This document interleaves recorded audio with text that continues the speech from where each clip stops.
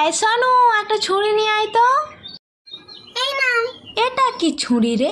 তুইও যেমন তোর ছুরিও হয়েছে তেমন। ও মা, তুমি বেগুনের পেট কেটে লঙ্কা রসুন দিচ্ছ কেন গো? কি বানাবে গো? বেগুনের ভর্তা বানাবো। বেগুনের ভর্তা খেয়ে নেই পড়তা। চুপচাপ বস, নাহলে মারবো এক চাঁটি। ও মা, তুমি কি খাবে আমার আঁটি? দাঁড়া, তোর হচ্ছে পড়াশোনার নাম নেই আর মুখে মুখে চাঁটি করা হচ্ছে। আমি তো এমনি মজা করছিলাম গো।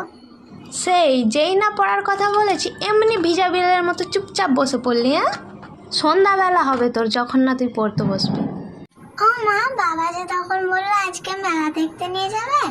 সে রাত্রে যাওয়া হবে, তুই সন্ধ্যাবেলা পড়তে বসবি। ঠিক আছে, বসবো। ধু, কেমন ভাবলাম রাতে পড়তে বসতে হবে না আজকে।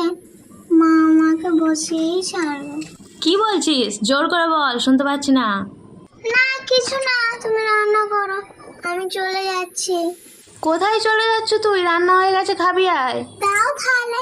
এই নে খা।